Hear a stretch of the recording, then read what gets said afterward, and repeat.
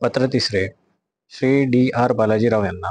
मुंबई 23 मे 1893. प्रिय बालाजी, मातृगर्भातून या पृथ्वी तलावर आपण नग्नावस्थेत येतो आणि इहलोक सोडते वेळी तसेच नग्नपणे जातो. प्रभूने दिले आणि प्रभूनेच परत घेतले. प्रभूच्या नावाचा जयजयकार असो. मनुष्याच्या शिरावर जास्तीत जास्त जेवढी दुःखे कोसळू शकतात ती भोगत असताना यहुदी कुलात जन्मलेल्या त्या प्राचीन महात्म्याच्या मुखातून वरील शब्द बाहेर पडले आहेत आणि ते किती खरे आहेत.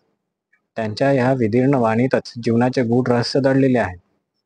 जीवनसागराच्या पृष्ठभागावर उत्तुंग लाटांचा पिंगा चालला असेल, त्याच्या पृष्ठभागावर प्रचंड वादळाची गर्जना होत असेल, परंतु त्याच्या अत्यंत खोल प्रदेशात अनंत स्थिरता, अनंत शांती, अनंत आनंदही विद्यमान असतात. शोकार्त व्यक्ती धन्य होत, कारण त्यांचे सांत्वन केले जाईल. कारण मातापित्याच्या करुण कंदरणाची तमाना बाळगणारा निर्दय कालाची क्रूर लीला पाहून हृदय ज्यावेळी शतदा विदीर्ण होते, ज्यावेळी दुःख आणि निराशा यांच्या असह्य भारामुळे चोहूकडे अंधारच अंधार पसरलेला दिसतो, त्याच घोर विपत्तीच्या वेळी आपले अंतचक्षु उघडत असतात. जेव्हा दुःख, संकटे आणि निराशा यांच्या घन अंधकाराने साऱ्या दिशा पूर्णपणे व्यापलेल्या दिसतात, तेव्हाच जणू काही त्या निबिड अंधकारातून दिव्य ज्योती उजळते, स्वप्न भंगून जाते आणि तेव्हाच प्रकृतीचे अद्भुत गूढ उकलून तिच्या मागील त्या रहस्यमय अनंत सत्तेचे आपल्याला दिव्य चक्षुंद्वारा दर्शन घडते.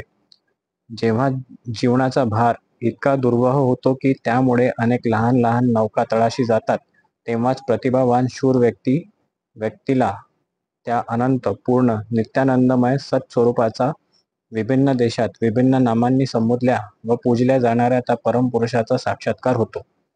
तेव्हाच ज्या श्रंखलेने त्या व्यक्तीला या दुःखमय कारागृहात जकडून ठेवलेले असते, ती श्रंखला जणू किंचित काळ गळून पडते आणि मग तो बंधनमुक्त आत्मा क्रमशः उच्च भूमीवर आरूढ होऊन शेवटी जिथे जुर्मी लोकांचा छळ सोसावा लागत नाही आणि जिथे शिनलेल्यांना विसावा लागतो, त्या प्रभूंच्या सिंहासनाजवळ जाऊन पोहोचतो.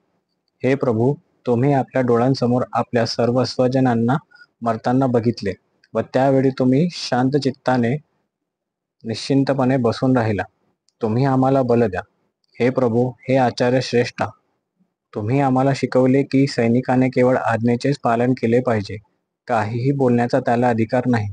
हे प्रभू, हे पार्थाच्या सारथ्या, या आणि एकेकाळी अर्जुनाला तुम्ही जो उपदेश केला की मला पूर्णपणे शरण येणे हेच जीवनाचे सर्वश्रेष्ठ ध्येय होय, तोच उपदेश तुम्ही मला देखील करा. त्या योगे प्राचीन काळच्या महापुरुषांचे अनुसरण करून ओम श्रीकृष्णाय अर्पणमस्तु असे मी दृढतापूर्वक आणि निर्भरतेपणे म्हणू शकेन. प्रभू तुमचे हृदय शांतीने भरून टाकोत, हीच अहोरात्र प्रार्थना करणारा विवेकानंद.